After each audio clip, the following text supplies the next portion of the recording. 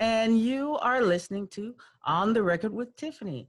And I have one of my favorite medical experts, Dr. Richard Gibney, on with me today. Hi, Dr. Gibney. How are you? I am great. It's a great time to be. Anytime you're in Texas is great. So it's a wonderful day. Can you tell our listeners a little bit about yourself so they know who they're talking to, who's talking to them? I trained in San Antonio at the University of Texas Health Science Center, San Antonio. And that was from 72 to 77. And so I did my fellowship in renal disease in San Antonio. And back then it was a magnificent medical center, and today it's even a better medical center. So Texas is truly blessed with San Antonio being a magnificent Texas medical center. We really are. That's a true statement. We have some of the best nephrologists in the country here. So after training, I went to Waco, Texas. They had no kidney doctor, and so we started dialysis there. And my goal was simplistic and just having one clinic with a few patients. And I retired from the practice to focus on the Empowered Kidney program. But so by the time I retired in April of 19, we were up to 11 clinics and 800 patients. So we had done much more than we'd ever thought of. And during that time, I would say we were a pretty traditional program. And then we connected with IHI and Institute of Healthcare Improvement, Don Berwick, Maureen Bizignano, and a wonderful team about how to do quality improvement. They taught us the science of how to do quality improvement, patient-centered care.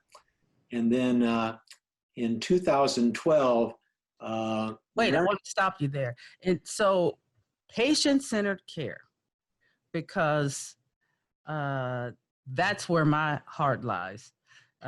You know that. Patient empowerment. How did meeting that group change what you did with your 800 patients? It changed our lives forever, because when the people from Yon Shipping, the head nurse and the patient, came to Waco, Texas, and said, of course, there's a better way to do things. And I knew that because I'd met them at the meeting. And so they looked in and they said, well, there's two things you need to do. To begin, turn the machines to face the patient so they can see what's going on. Give them permission with appropriate coaching and training to touch the machine and actually build the machine, the dialysis machine, which we had never done. We had never done that.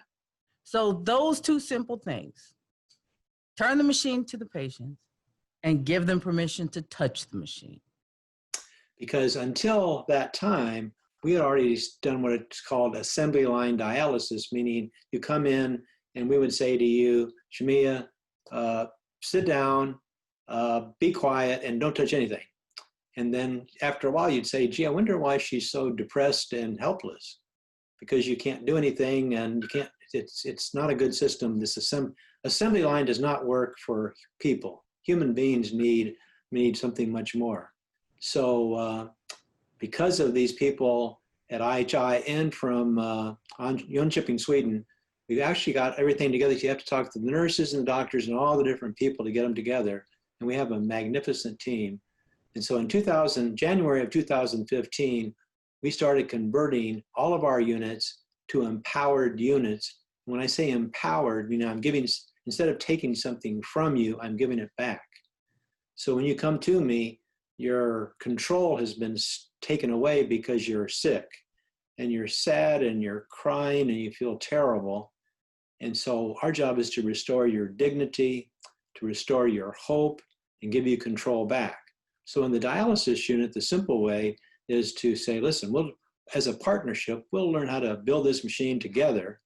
And you can take a little bit of it or you can do everything. And by that, you will then have a sense that you have control. And then when you do things, obviously the patients had a dramatic improvement in joy and and took control rapidly. But you've got to track data. Everybody has to have some data. I can't just say, well, you're a nice person and it's okay. I say, what's the data? And And the what data, kinds of patients did you take?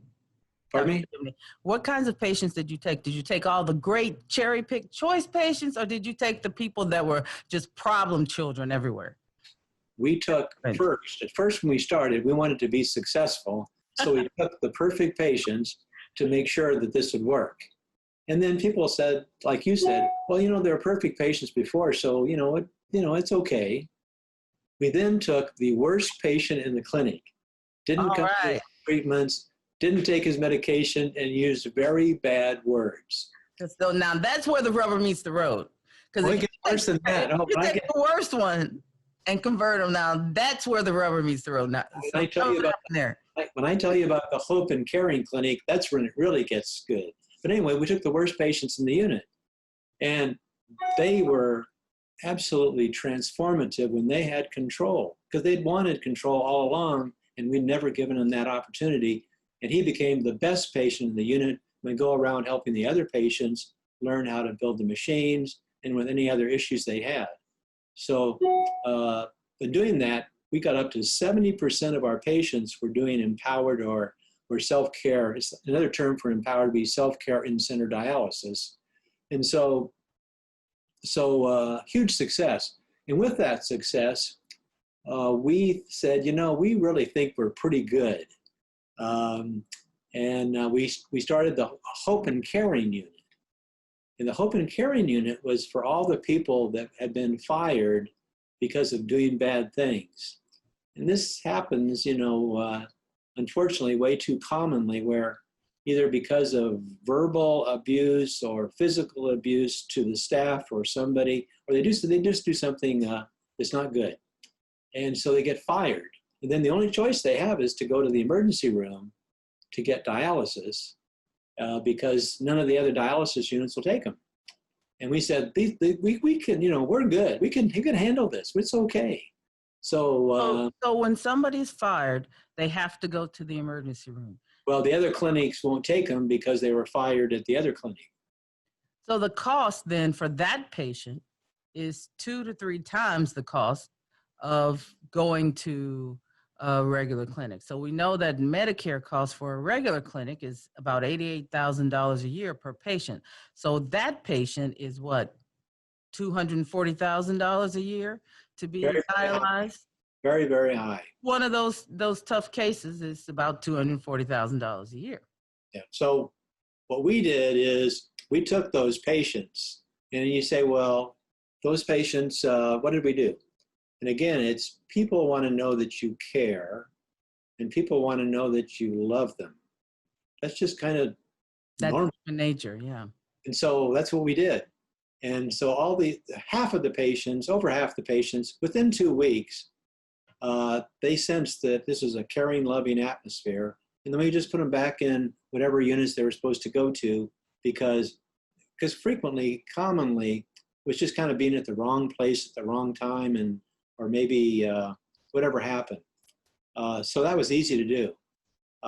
We didn't send patients, because in the past we were guilty of that also, of that happening, not commonly, but it should never happen. We think from a moral and ethical standpoint, we should never do that. So anyway, the most challenging ones to do are the people with illegal drug use or severe psychiatric disease. They're challenging, but they also improved and got better because again, they're human just like everybody else, and they like somebody that cares about them and loves them. And so amazingly, a lot of the patients, when they had improved, or they could go back to a unit that was better geographically, closer to where they lived, would say, no, thank you, I want to stay here. And we say, excuse me? And they say, well, I'm loved and cared here, and the atmosphere is joyful, and I'm happy here. And then we spread this through all the units, this hope and caring concept as far as how to approach people. And so I think they were building their own machine and happy to come in and build their own machine. Yeah, because again, you say to them simplistically, well, you'll have less chance of being in the hospital, you'll live longer, and your quality of life will be better, and you'll have control instead of us having control and you don't have any. And people go, yeah, that's for me. So and that's just a few of the benefits. You have a happy, joyful unit of the patients. We also had music in the units where the patients would pick music, and typically 60s, 70s, 80s music, and the patients would dance while they're building the machines. And so it changed from what I call contentious, awkward situation to a joyful one, because then you had a partnership. The things that would happen, which were beautiful, these were just simply beautiful, is that the more senior patients would help the newer patients that were learning how to do things, how to do different things with the machine to make it easier. And then the best thing is when we hired new staff and they were first learning how to build the machines and they were having trouble, one of the senior patients would come over and say, I see you're having trouble. Let me show you how to string the line. Let me show you how to use the Phoenix meter. So you see that partnership and collaboration where the staff and the patients sort of blend together, which is the way it's supposed to be.